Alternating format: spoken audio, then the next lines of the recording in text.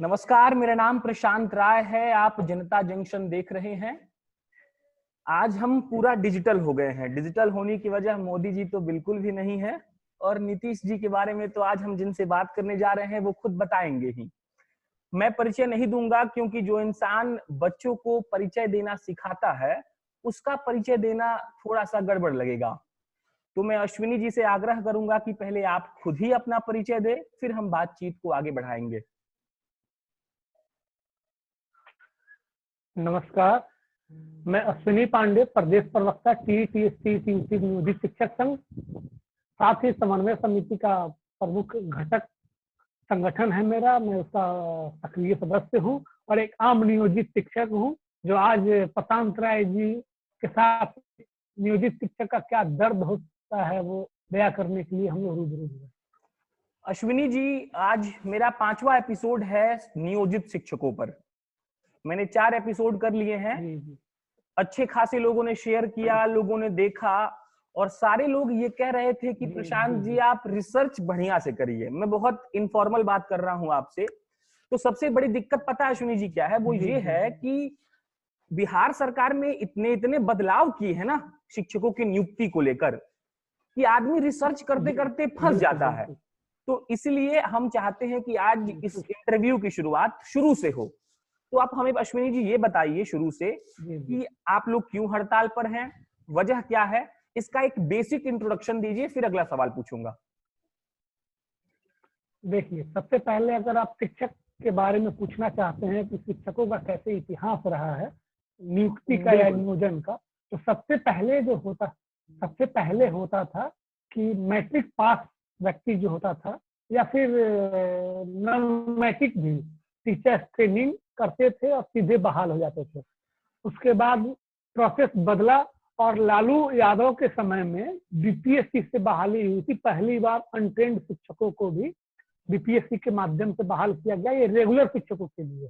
अच्छा अच्छा। उसके बाद लालू जी की सत्ता थी, उस समय उन लोगों ने शिक्षा मित्र का कॉन्सेप्ट पूरे देश में चला। अटल बिहारी वाजपेयी के संरक्षण में, देख रेख में सर्व शिक्षा अभियान आया।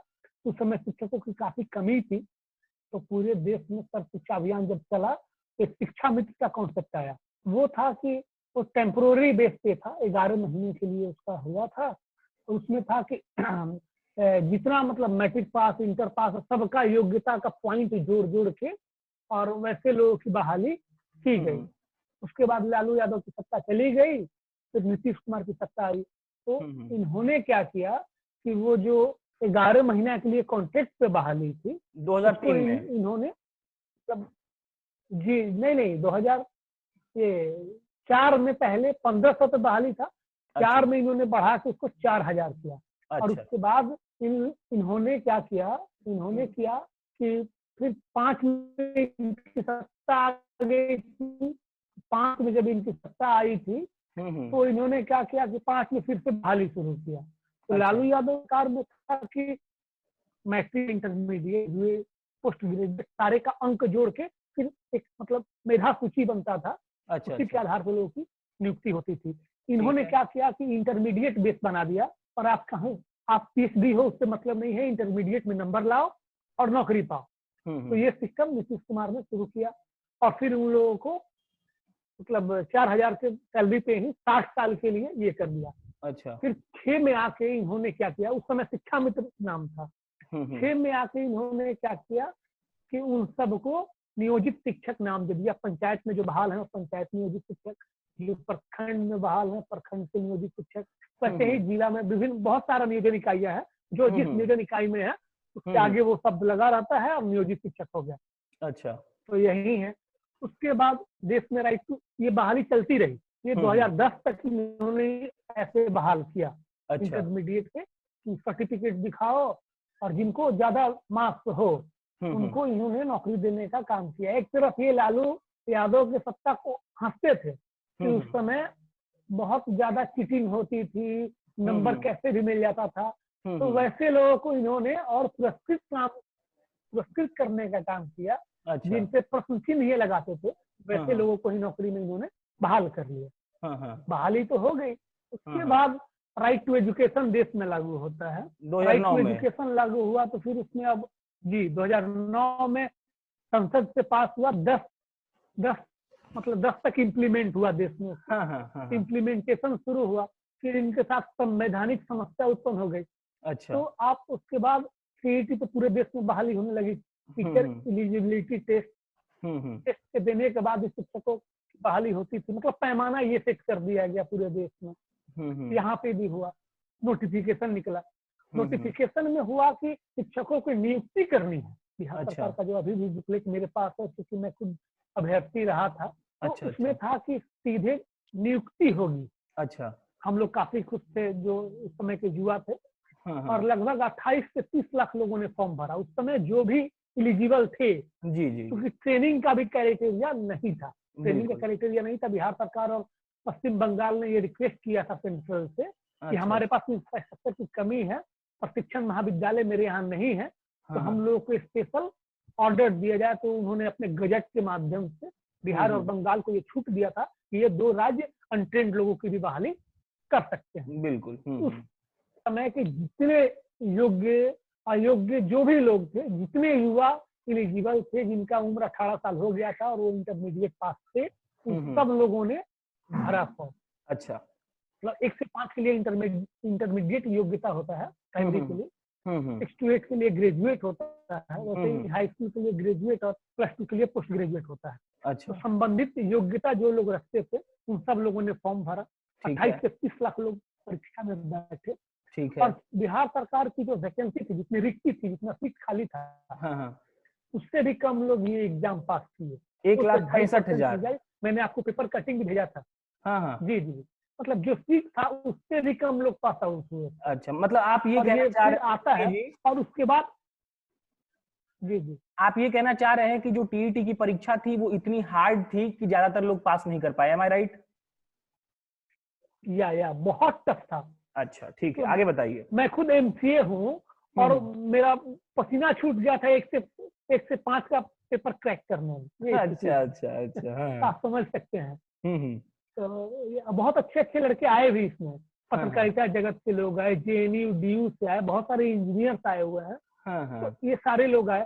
हम लोगों को था कि हम लोग को रेगुलर टीचर बनाया जाएगा, लेकिन आते ही कुठारा घात हुआ कि जब तक हम लोग एग्जाम नहीं दिए थे तब तक हम लोग की नियुक्ति हो रही थी। जी ही हम लोगों ने एग्जाम पास कर लिया, उसमें एक नियोजन सब लाके ऊपर से रख दिया गया और फिर हमें भी लाके पकड़ा। आवाज कट रही है आपकी। थे। हाँ।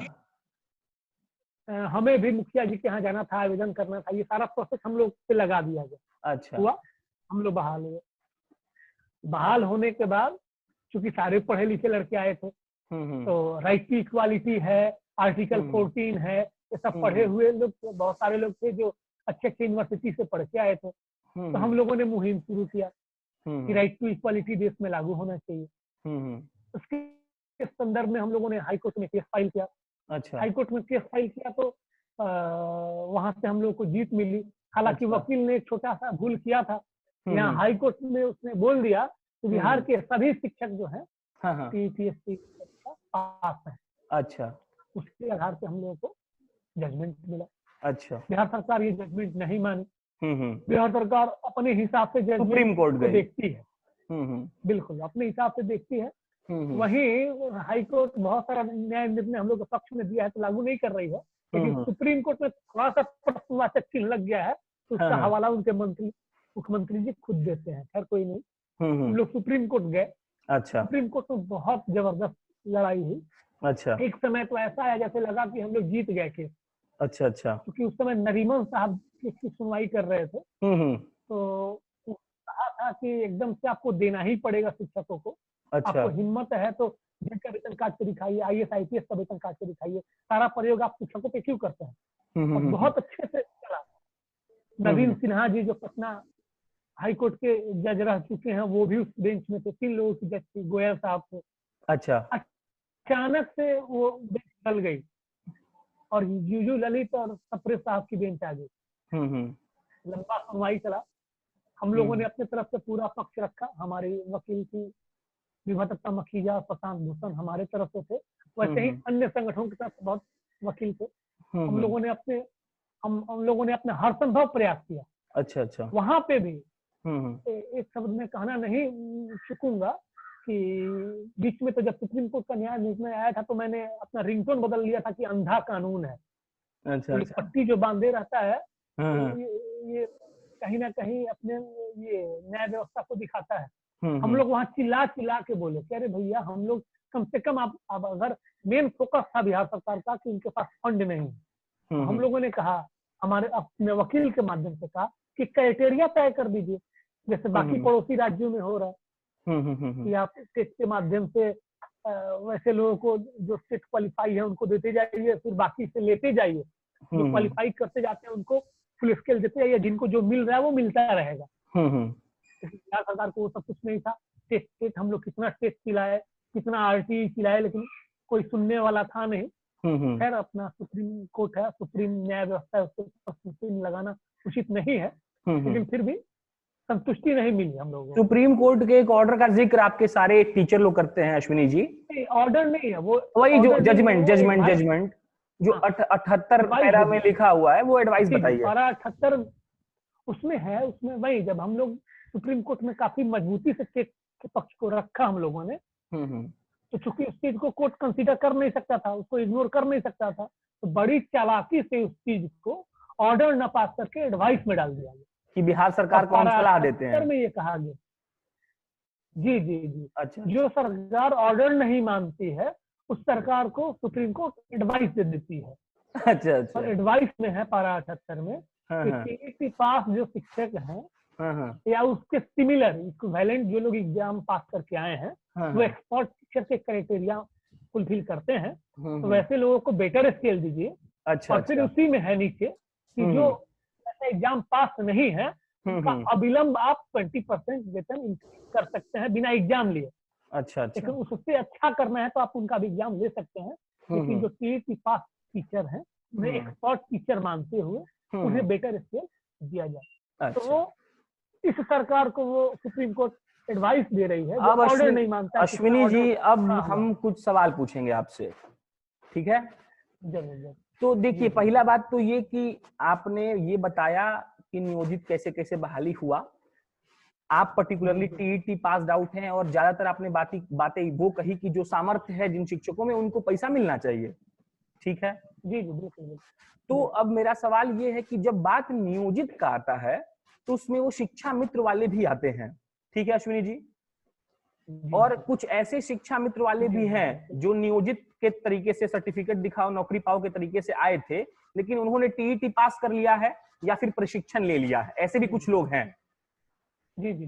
तो लेकिन अगर एक सवाल का आप ये हमको जवाब दीजिए अश्विनी जी कि आप इस बात को मानते हैं कि नहीं कि जब 2003-4 में बहाली हो रही थी सर्टिफिकेट दिखाओ नौकरी पाओ में, तो उसमें जमकर धांधली हुई थी?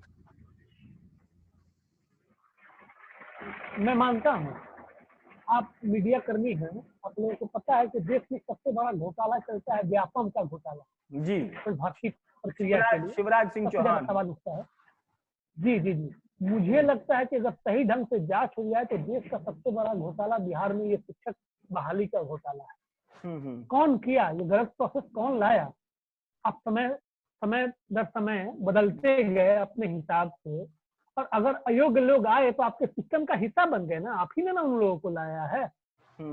और मैं मानता हूँ कि हमारे बीच कुछ अयोग्य लोग हैं, एकदम ईमानदारी से मैं बात करता हूँ। इसके लिए धन्यवाद आपका, इसके लिए आपका धन्यवाद। लेकिन जी जी शुक्रिया। लेकिन एक चीज और मैं उसमें जोड़ना चाहूंगा कि 15-20 साल उन्होंने अपना हड्डी गला दिया, तो ये इस एबल हो गए हैं कि एलिमेंट्री के बच्चों को पढ़ा लें। अच्छा। तो जिस समय थे जो गलत हो सकते हैं, लेकिन आज वो हैं। और एक होता है ना कि सुसंगति से अच्छा ये होता है, तो जब विद्यालय में बैठने लगे और उनको एहसास हुआ कि हम गुरु हैं, तो उन्होंने उस चीज का अपने आप में सुधार किया और करते करते इतने जरूर हो गए हैं कि एलिमेंट्री के जिनके लिए हमारी बहाली हुई है वैसे उसके लायक हैं। आपने एक बहुत अच्छा बात कहा, जी जी आपने बहुत अच्छा बात कहा कि चाहे टेट हो या नॉन टेट हो, जब नियोजित शब्द जुड़ गए तो सब तो बराबर हो गए, बिल्कुल बराबर हो गए। इसीलिए हम लोग को लगा कि समग्रता के साथ लड़ना है, कोई टेट नॉन टेट नहीं करना है। न सरकार सुनी न कोर्ट सुना। इसी टेट नन टेट के चक्कर में हम लोग हार गए।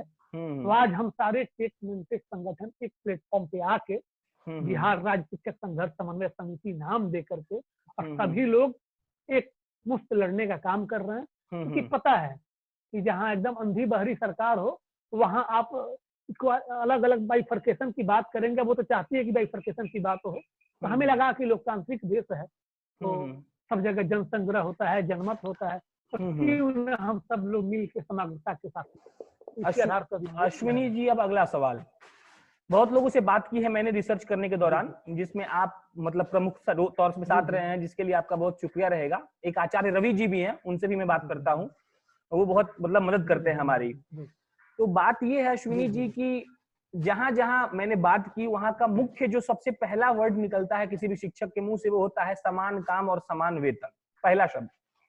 जी पूरा सवाल सुन लीजिएगा। तो सवाल ये रहेगा कि आप समान काम समान वेतन के लिए लड़ तो रहे हैं, लेकिन जब मैंने 4 एपिसोड शूट कर लिया तो अब तक मैंने ये देखा कि जो नियोजित वाले हैं, मतलब जिन्होंने टीईटी पास नहीं किया है, वो अपने आप को कहीं ना कहीं ये दिखाने की कोशिश करते हैं कि हम पास नहीं किए तो क्या हुआ, हम टेट वालों के बराबर हैं। ठीक है, आप पूरी बात समझिएगा। और टेट वाले ये दिखाते हैं कि हम ज्यादा मतलब मेधावी हैं, इसलिए अगर नियोजितों को कुछ ना दिया जाए तो टेट वालों को तो देना ही चाहिए। क्या आपको लगता है कि ऐसा बोलने से आपका जो संघर्ष है वो छोटा पड़ेगा, मध्यम होगा, सरकार का मतलब आप फायदा कर रहे हैं? अभी तक तो मतलब जो ये सरकार है और जिस राह पे सरकार चल रही है पूरे देश में, बताइए एनडीए की सरकार यहाँ भी है, एनडीए की सरकार केंद्र में भी है, सब जगह है। यहाँ पे शिक्षा के साथ एकदम खिलवाड़ हो रहा है। विभिन्न पत्र लिख के, मेल करके, मैसेज करके, ट्विटर पे ये ट्रेंड करा के सब ढंग से हम लोगों ने अपना दर्द बयां किया कि हम आरटीई राइट टू एजुकेशन के नॉर्म्स को फुलफिल करते हैं, शिक्षक हैं, हमारे साथ अच्छा सलूक किया जाए बिहार में। नहीं सुना गया। अब हम जब आंदोलन में हैं और समग्रता के साथ आंदोलन में हैं, तब ये बात करना कहीं ना कहीं थोड़ा सा बेमानी है। जो सरकार सुप्रीम कोर्ट में हम लोग चिल्लाए नहीं सुनी, इतना दिन तक हम लोग चिल्लाते रहे नहीं सुनी, और हमारे बीच से ही कुछ लोगों को अलग करके अब ये केवल स्टेट कहवाया जा रहा है। सुपरलेटिव हम लोग टीईटी वाले अगर दिखाते हैं वो कम नहीं है, तो ये सरकार का एजेंडा ही है। हमारे ही बीच से किन्हीं लोगों से ये सवाल उठवा दिया जाता है। मैं प्रवक्ता बन सकते प्रवक्ता बन सकते हैं अश्विनी जी, आप बहुत अच्छा बात घुमाते हैं। बताइए, आगे बताइए। तो वही मैं था कि एक सॉफ्ट कॉर्नर, मैं टेट से खुद हूँ और टेट का नेतृत्व करता हूँ टीईटी शिक्षकों का। एक सॉफ्ट कॉर्नर जरूर से रहेगा कि ऐसा हो, लेकिन हम लोग नहीं चाहते हैं कि ऐसा हो, क्योंकि सरकार का ये प्रोपेगेंडा है। कहीं ना कहीं आज तक अगर हम लोगों को नहीं मिला है तो इन्हीं कारणों से नहीं मिला है। तो हम लोगों ने बहुत सारा अभियान छेड़ा। जब हम आंदोलन में नहीं थे तो बहुत से अभियान हम लोगों ने छेड़ा कि हम लोगों के साथ न्याय हो, लेकिन नहीं सुनी, अंधी बहरी सरकार नहीं सुनी। तो अब अगर आंदोलन के बीच में ये आवाज उठती है कि टेट वाले बेटर हैं, नन टेट वाले कमजोर हैं, नन टेट वाले बेटर हैं, टेट वाले कमजोर हैं, तो ये कहीं ना कहीं सरकार का प्लांट है।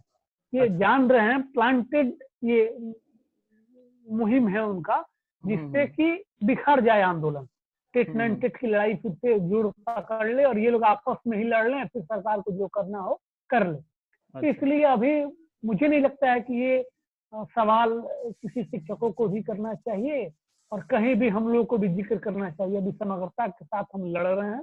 हमारा डिमांड यही है, सबको मिले, सब ठीक ठाक है, सब अपने अपने नॉर्म्स को फुलफिल कर रहे हैं।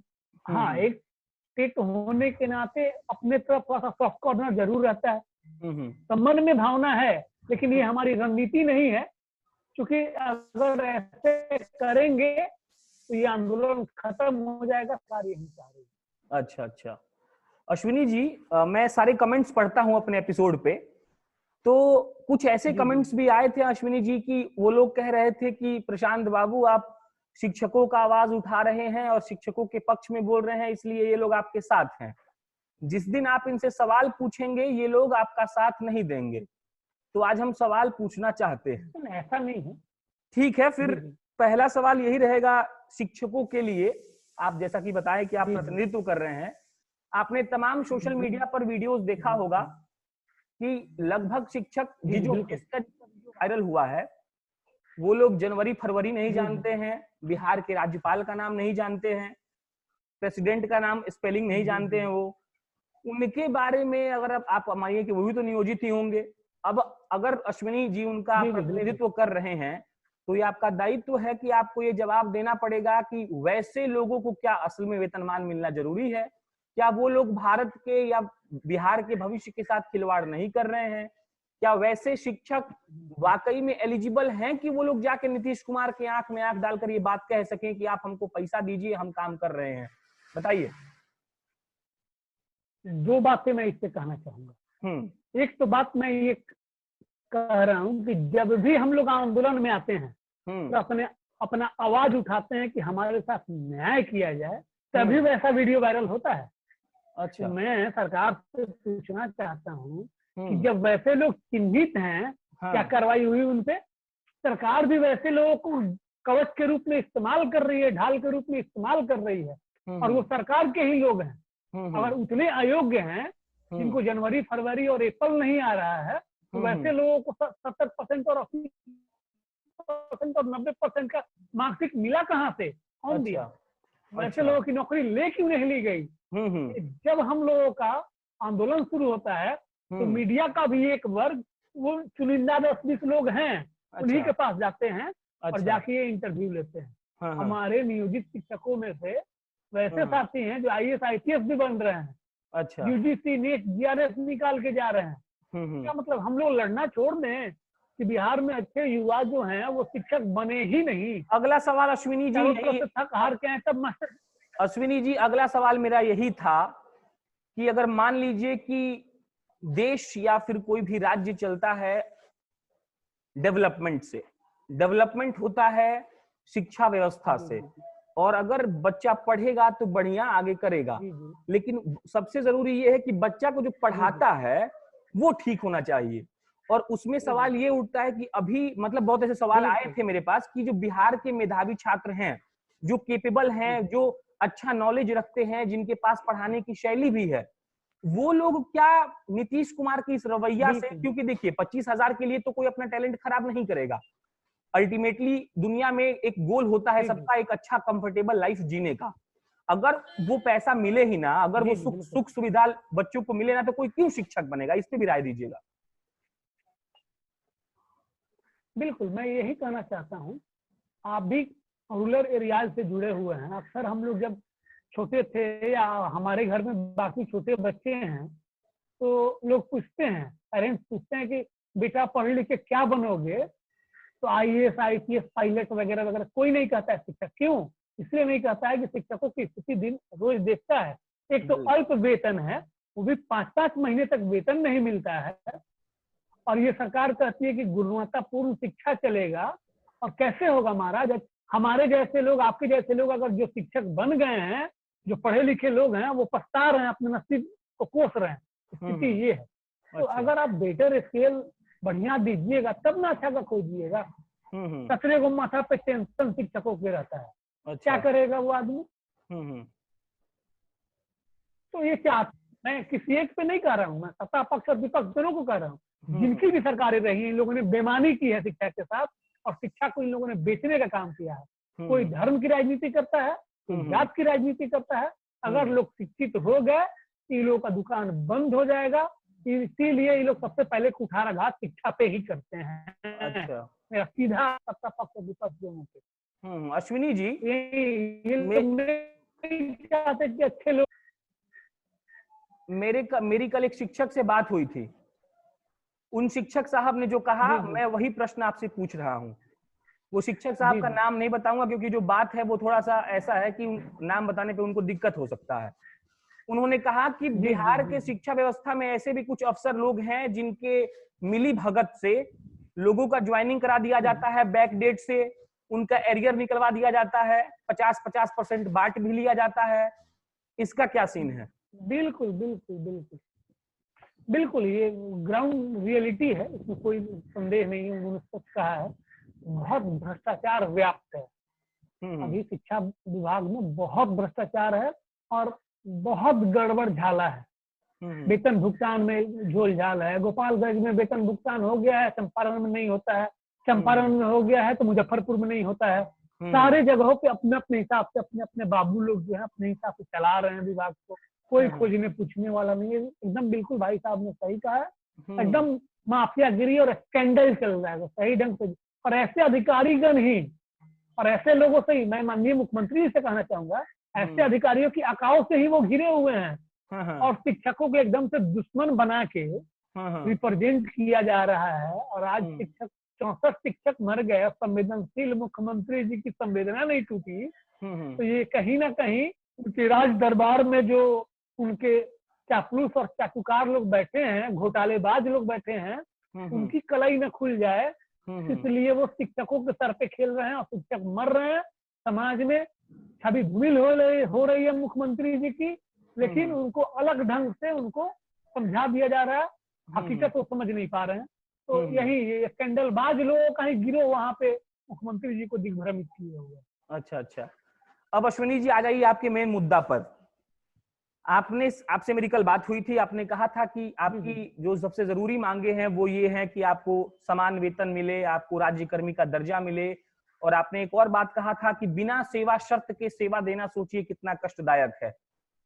तो इस पे जरा प्रकाश डालिए, दर्शकों को बताइए कि ये क्या है, क्या मांग कर रहे हैं आप और क्या सरकार नहीं सुन रही है। हमारी जो ये लड़ाई हो रही है, जी हमारी जो लड़ाई हो रही है, ये देखिए हम लोग ये लड़ रहे हैं कैडर के लिए लड़ रहे हैं। अच्छा। टीचर पद हुआ करता था, सहायक शिक्षक, जो बिहार से एकदम से खत्म कर दिया गया। जैसे प्रजाति किसी कोई ये प्रजाति विलुप्त नहीं हो जाता है, विलुप्त करने की साजिश रची गई है कि जो पुराने शिक्षक रिटायर्ड होते जाएंगे वो पद स्वतः समाप्त होते जाएगा। तो हम लोग ये सहायक शिक्षक के दर्जे के लिए लड़ रहे हैं कि वो एकदम से कैडर खत्म न किए जाएं। कब से बहाली नहीं हुआ है सहायक शिक्षक का? सहायक शिक्षक की लास्ट बहाली शायद 2000 में हुई थी। तो इस मतलब क्या ये ऑफिशियली ऐसा कोई पत्र आया है कि सहायक शिक्षक की बहाली होगी ही नहीं, या मनमौजी चल रहा है? नहीं, ऑफिशियली कोई पत्र नहीं है, ऑफिशियली कोई पत्र नहीं है। है ये कि इन लोगों ने क्या किया कि कैबिनेट मीटिंग वगैरह करके या कुछ करके इस पद को डाइन कर दिया। उसका भी कोई प्रॉपर डॉक्यूमेंटेशन नहीं है, कोई डॉक्यूमेंट बाहर नहीं आया। अचानक से मीडिया में रिपोर्ट आई कि बिहार में अब रेगुलर शिक्षकों की बहाली नहीं होगी, शिक्षा व्यवस्था नियोजित शिक्षकों के हाथ में। जी तो अचानक से इन लोगों ने क्या किया कि एकदम से मृत घोषित कर दिया। तो इसको पुनर्जीवित करने की हम लोगों की लड़ाई है। हम लोगों की लड़ाई है समान सेवा शर्त की।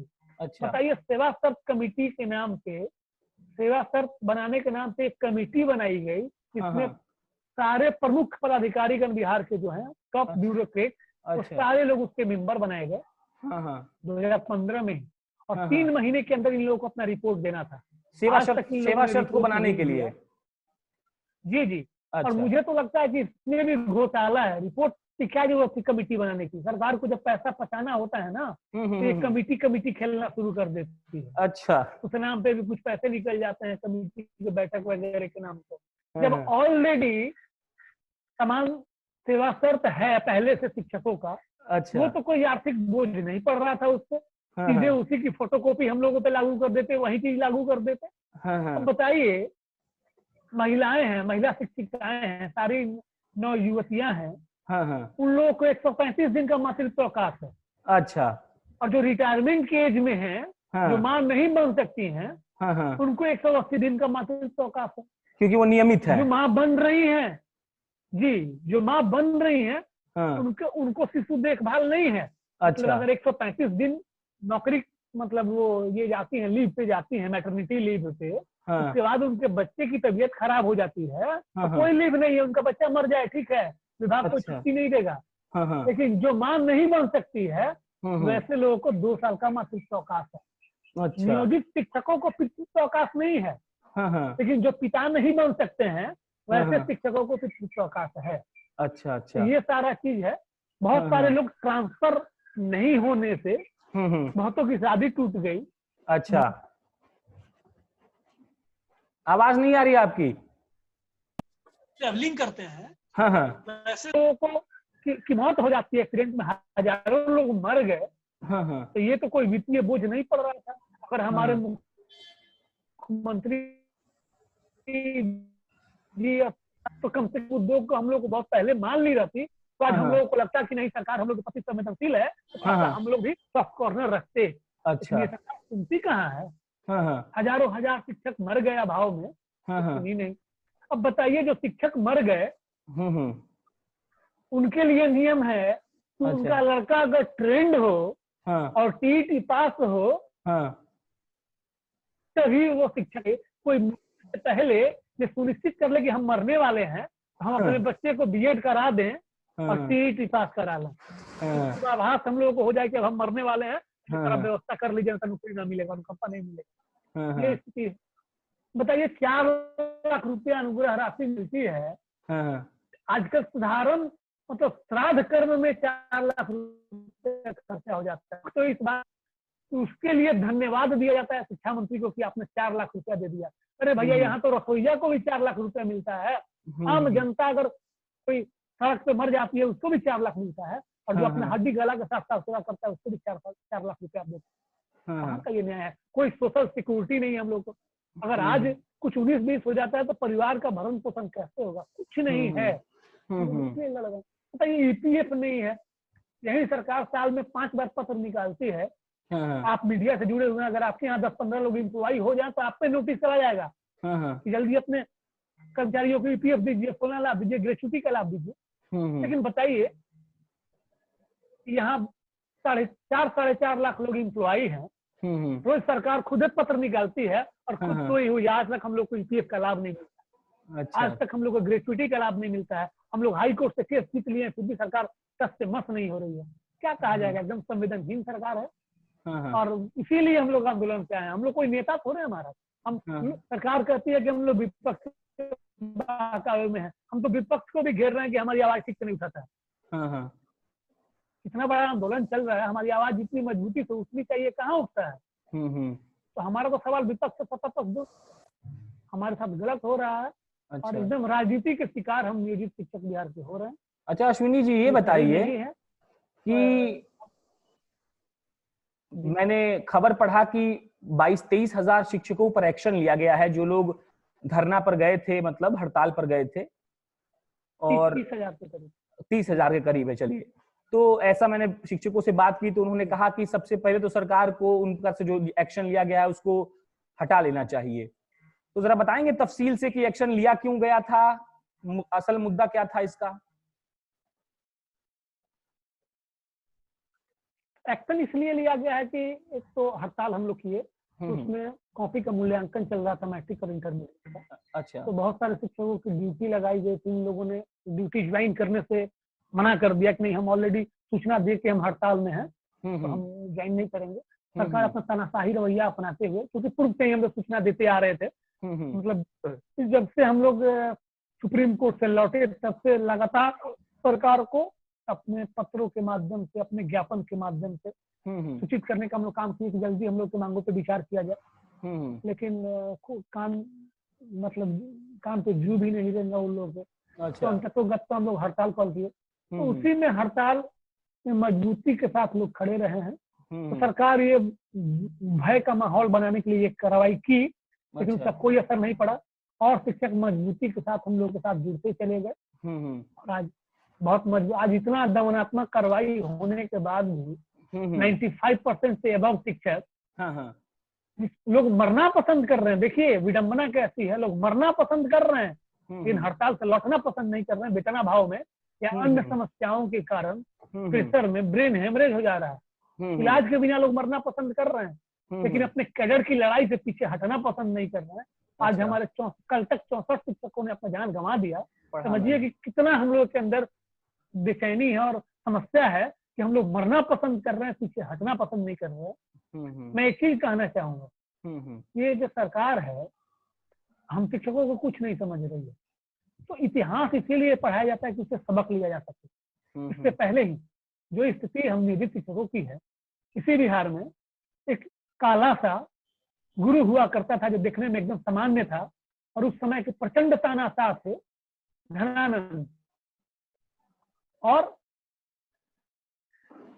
चाणक्य को इन्होंने ऐसे ही, जैसे हम नियोजित शिक्षकों को ये लोग बेइज्जत करने का काम कर रहे हैं, बेइज्जत किए।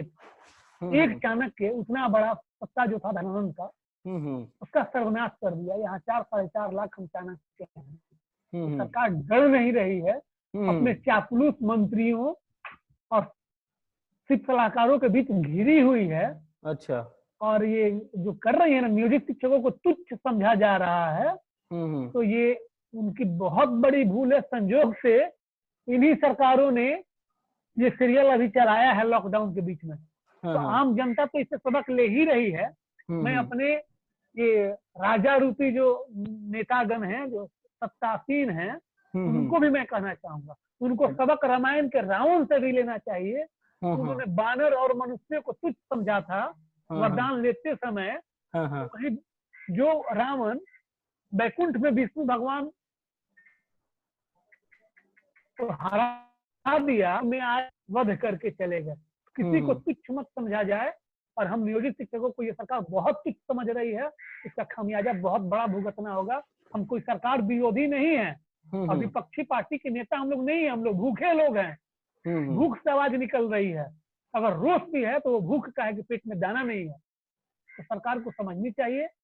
और कोरोना लोग खिला रहे हैं। बिहार में कोरोना से 2 मौत हुआ है और ये नियोजनवाद ने 27 फरवरी से आज तक 64 लोगों की जानें ले ली। कहाँ है ये संवेदनशील सरकार? ध्यान देना चाहिए मुख्यमंत्री जी को। टकराहट की स्थिति ठीक नहीं है। वार्ता करें और वार्ता करके हम लोग के साथ समस्या का समाधान करें। सबसे पहले तो सरकार को चाहिए कि जो उन्होंने कार्रवाई दमनात्मक की है उसको वापस लें, वेतन भुगतान करें। इतना करने के बाद वार्ता के टेबल पे हम लोग आने के लिए तैयार हैं। फिर मांग पे हम लोग नेगोशिएट करेंगे, कहाँ तक जायज है, कहाँ तक गलत है। लेकिन कुछ जैसे आपसे बात हुई थी तो आपने उनसे बात की थी, उन लोगों ने ये कहा था कि केवल हड़ताल वापसी इसी शर्त से हो जाएगी कि वेतन का भुगतान हो जाए और कार्रवाई वापस हो जाए। तो ये नहीं है। इतना होने के बाद हम वार्ता के टेबल पे सरकार के साथ बैठेंगे। उसके बाद हमें अपनी मांगे मनवानी है। बिना मांग माने हम लोग कैसे हड़ताल से वापस आ जाएंगे? अच्छा अश्विनी जी, एक बात बताइए, तो क्या वेतन पाने के लिए ही हम लोगों ने अपने 64 साथियों का बलिदान दे दिया? हाँ, तो अश्विनी जी मैं ये कह रहा हूँ कि बिहार के आम जो जनमानस हैं, मैंने बहुत लोगों से बात की, जो मेरा अनुभव है मैं उसी के प्रकार मैं अब ये इंटरव्यू ले रहा हूँ। तो वो जो आम जनमानस है उसमें कई लोग ऐसे भी हैं जो ये कह रहे हैं कि ये शिक्षक बेकार का नाटक कर रहे हैं। जब भी चुनाव आता है तो ये लोग आके हड़ताल करते हैं, बेमतलब का चाहते हैं कि सरकार चुनाव के वक्त वोट बैंक का दिमाग लगा के कुछ पैसा बढ़ा देती है और ये लोग फिर शांत हो जाते हैं और अगले चुनाव का इंतजार करते हैं। इन लोग को पढ़ाना लिखाना तो बच्चों को है नहीं। तो मेरा सवाल ये रहेगा इसमें कि आम जनमानस अश्विनी जी क्यों नहीं कनेक्ट कर पा रहा है शिक्षकों के दुख से? क्योंकि अगर पब्लिक जो कॉमन लोग हैं वो अगर आपसे कनेक्ट करेंगे तो सरकार भी सोचेगी कि शिक्षक तो हड़ताल पर हैं ही, लेकिन बिहार के आम लोग भी चाहते हैं कि उन बेचारों को पैसा दिया जाए क्योंकि वो लोग अपना सेवा दे रहे हैं। तो कहाँ चूक हो रही है कि आप लोग आम जनमानस को कनेक्ट नहीं कर पा रहे हैं? नहीं, आम जनमानस से हम लोग बहुत कनेक्ट हैं। और आप ग्राउंड लेवल पे सर्वे कीजिए तो बहुत लोग हम लोग के दुख दर्द से सहमत हैं। सरकार ने भी एक पत्र निकाला था अपने विजिलेंस के माध्यम से और उसमें सर्वे कराई थी। उन्होंने उस सर्वे का रिपोर्ट जारी कर दिया? नहीं किया गया। अच्छा। मैं कुछ हैं, मैं नहीं मानता हूँ, समाज के बहुत बड़ा वर्ग हम लोग के समर्थन में है। कुछ लोग हैं जो विरोध में लिखते हैं। एक तो सत्तासीन दल से कहीं ना कहीं संबंध रखने वाले लोग हैं। दूसरे वो लोग हैं जो किन्हीं कारणों से शिक्षक अभ्यर्थी थे, शिक्षक बन नहीं पाए। एक उनका टीस रहता है। और तीसरा मैं कहना चाहता हूँ आपसी के माध्यम से कि अगर जो आम जनमानस के लोग हैं और कहते हैं कि हड़ताल के समय हम लोग आंदोलन करते हैं, तो ये चीज जानना होगा कि हम लोग वेतन के लिए ही नहीं आंदोलन कर रहे हैं, ये शिक्षा बचाने का आंदोलन है हम लोग का। अच्छा। आप बताइए, हम लोगों का ये लड़ाई नियोजनवाद के खिलाफ है। किस सेक्टर में नियोजनवाद नहीं है? आप बताइए कि गांव के जो आम किसान है या ऑफिसर है, सारे लोग अपने कमाई, गाढ़ी कमाई का पैसा अपने बच्चों में खर्चा कर रहे हैं। कोई कोटा भेज रहा है, कोई दिल्ली भेज रहा है, कोई कहीं भेज रहा है बच्चों को पढ़ने के लिए। आने के बाद नौकरी क्या करेंगे महाराज? सबका तो सपना होता है कि मेरा बेटा सरकारी नौकरी करेगा, अच्छा करेगा।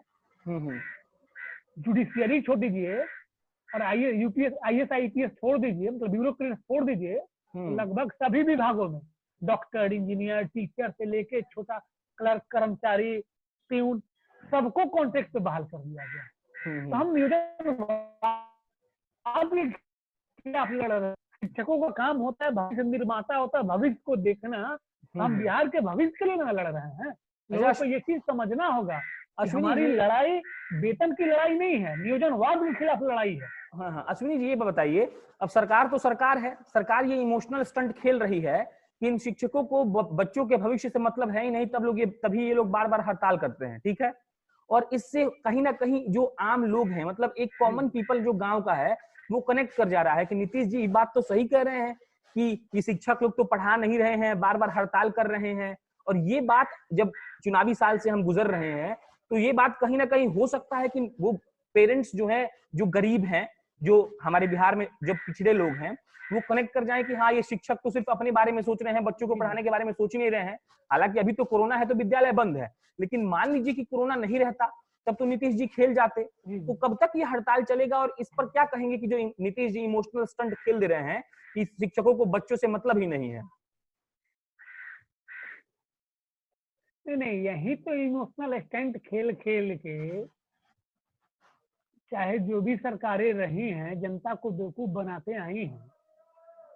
शिक्षक अगर पढ़ाते नहीं है, भविष्य का कोई लेना देना नहीं है, तो आप बताइए अभी रिजल्ट आया है, 95% बच्चे पास हुए हैं। इनके अधिकारी जाके अवार्ड लेते हैं। कम इन्वेस्टमेंट करके हमने उत्तरोत्तर विकास कर दिया है बिहार में। सारा शिक्षा व्यवस्था तो नियोजित शिक्षकों के हाथ में है। तो फिर ये व्यवस्था चल कैसे रहा है? इतना अच्छा रिजल्ट कैसे आ रहा है जब हम लोग पढ़ा ही नहीं रहे हैं? तो ऐसा कुछ नहीं है। सरकार अपने हिसाब से अपने अपने समय पे इन चीजों को अपने अपने ढंग से डिस्क्राइब करके एजेंडा सेट करती है। अब बताइए, जब अवार्ड लेना रहता है और जब रिजल्ट जारी करना रहता है, तो ये नियोजित शिक्षक के पढ़ाए बच्चे बहुत बढ़िया हो जाते हैं, एकदम गुणवत्तापूर्ण शिक्षा हो जा रहा है। जैसे ही अपने वेतन भत्ते और अन्य चीजों की बात करते हैं, एकदम जस्ट उसके उलट प्रश्नवाचक चिन्ह हमारी योग्यता पे लगा दिया जाता है। अच्छा, तो जनता समझदार है, जनता सब देख रही है, समझ रही है।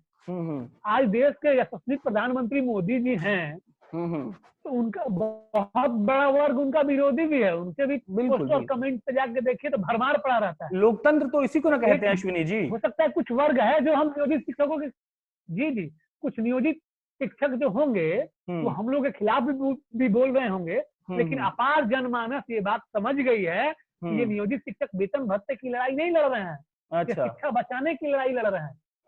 और ये नियोजनवाद के खिलाफ लड़ाई है, जो उनके ही बच्चों के भविष्य के लिए हम लोग लड़ रहे हैं। जो आने वाला हमारा जनरेशन है, ये इस दलदल में न फंसे, इसके लिए हम लोग लड़ रहे हैं। ये बात जनता अच्छे से समझ चुकी है। वाइंड अप कर रहे हैं अश्विनी जी अब, लेकिन आपकी बातों को एक बार हम खुद दोहरा देना चाहते हैं। अश्विनी जी, आपका कहना है कि आपको समान सेवा शर्त कम से कम दिया जाए, उन शिक्षकों पर जिन पर एक्शन लिया गया है वो वापस लिया जाए, आप राज्य कर्मी का दर्जा चाहते हैं। हालांकि आपने बीच में ये भी कहा कि भले इसके लिए कोई टेस्ट ले लिया जाए और जो शिक्षक योग्य हैं उनको आप बना दीजिए, समान वेतनमान दे दीजिए, और जो नहीं है उनको वैसे ही करने दीजिए, राइट? नहीं, जी, मेरा कहना ये है कि कोई भी प्रोसेस अपनाया जाए, लेकिन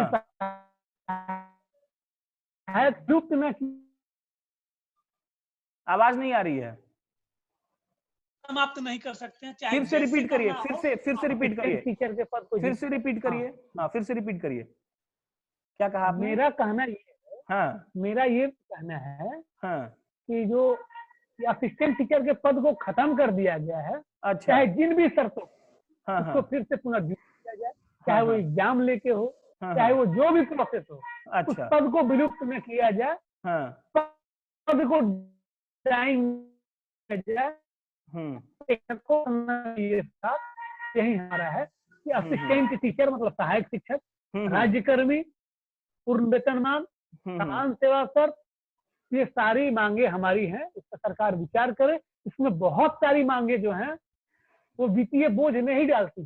इस राज्यकर्मी का दर्जा वित्तीय बोझ नहीं डालती है। समान सेवा शर्त अगर सरकार दे देती है, ये वित्तीय बोझ नहीं है। आप हमें अन्य सारी सुविधाएं ईपीएफ वगैरह देते हैं तो ये हमारा अधिकार है। सहायक शिक्षक बना दीजिए, वो भी वित्तीय बोझ नहीं है। तो अगर सरकार भी 2 कदम बढ़ के हमारे मांगों को मान लेती कि हाँ आइए इन मांगों पे हम ये करते हैं, तो हम लोग भी कहीं ना कहीं सोचते कि चलो हो सकता है सरकार के पास समस्या हो, ये मांग तो मान रही है। लेकिन सरकार तो यहाँ एकदम अंगद के साइड की तरफ पैर जमा के और हट कर रही है। तो साहब लोकतंत्र है और हम लोग जनता के बीच में रहते हैं। ये हमारा मूल्यांकन करने की बात करते हैं, हम तो बूथ पे जाके मूल्यांकन इनका करते हैं। ये हमारा क्या मूल्यांकन करेंगे? हम तो आखिरी दिन तक इनका मूल्यांकन करते हैं, काउंटिंग के दिन तक हम इनका मूल्यांकन करते हैं। तो इसलिए शिक्षकों से लड़ना छोड़ के और सौहार्दपूर्ण माहौल में हमारी मांगों पे विचार करें, कार्रवाइयां वापस लें। अच्छा, सौहार्दपूर्ण वातावरण में बैठ के हम लोग बात करेंगे और बात करके टेबल टॉक में बड़े से बड़े समस्याओं का समाधान होता है। शिक्षा मंत्री जी हमारे हैं और केवल मीडिया में आके बोलते हैं जो वार्ता हो, वो वार्ता करते हैं नहीं। वो सुबह की तरह हो गए हैं। राम बोलो तो राम बोलो, जितना सिखा के भेजा जाता है उतना ही बोलते हैं। अच्छा, विभागीय मंत्री है ना, कुछ कर आपके ये यहाँ बिहार में कहता है कि न्याय के साथ विकास होता है। अभी 2-4 दिन पहले आपने देखा होगा न्याय के साथ विकास। तो सुधार को जो उठक बैठक कराए थे पदाधिकारी, अरे उनका प्रमोशन हो गया, पता चला आपको? के नाम पे प्रमोशन, हाँ जी प्रमोशन दे दिया गया है। हाँ, तो यहाँ पे ऐसे ही न्याय के साथ विकास, तो हम लोग के साथ वैसा न्याय न किया जाए, सही ढंग से अच्छे ढंग से। हम आपके अंग हैं, आपकी प्रजा ही हैं। हमारा अपील है मुख्यमंत्री जी से, आप संवेदनशील मुख्यमंत्री हैं, आपके शब्दों संवेदनशीलता दिखाइए। आपके 64 शिक्षक इस विकट परिस्थिति में पड़ गए हैं, उनके परिवारों पे ध्यान दीजिए और उनको सच्ची श्रद्धांजलि दीजिए। उनकी मांगों पे सहानुभूति पूर्वक विचार करके उनकी मांगों को मानिए। ठीक है, फिर अश्विनी जी आपसे बात कर अच्छा लगा। ये औपचारिकता के लिए ही बोल रहा हूं क्योंकि सारे लोगों को बोलना पड़ता है। बाकी आपने जो तथ्य रखे वो आपके हिसाब से बिल्कुल जायज हैं, क्योंकि आप जब ये कहते हैं कि जिन शिक्षकों ने 10 साल दे दिया और उनको भी राज्यकर्मी का दर्जा ना मिला, तो ये कहीं ना कहीं हर्ट तो करता ही है। क्योंकि मान लीजिए कि जो नियमित है वो रिटायर होने वाला है, उसे 180 दिन का छुट्टी मिलता है, और जो माँ बनने वाली है उसको 135 दिन का। ये भी कहीं ना कहीं कष्टदायक तो है ही। बाकी मेरी शुभकामनाएं रहेगी शिक्षकों के लिए, क्योंकि नीतीश जी नहीं सुन रहे हैं तो कम से कम हम तो सुने ही बैठ के आपको। ये वादा रहेगा कि जब कोरोना खत्म होगा तो मैं और मेरी टीम बिहार आएंगे हम लोग, और जरूर आपसे मिलेंगे और आपकी बातों को बेहतर तरीके से दिखाएंगे। अभी कोरोना था तो हमने जूम के जरिए ही बातचीत की। बहुत बहुत शुक्रिया आपका। ये अश्विनी थे, मैं प्रशांत राय हूं, आप जनता जंक्शन देख रहे हैं। ये 5वां एपिसोड था और अश्विनी जी को अंतिम में फिर से बहुत बहुत शुक्रिया हमसे जुड़ने के लिए। हम आशा करते हैं कि आप आगे भी हमसे जुड़ेंगे और हमें उन मीडिया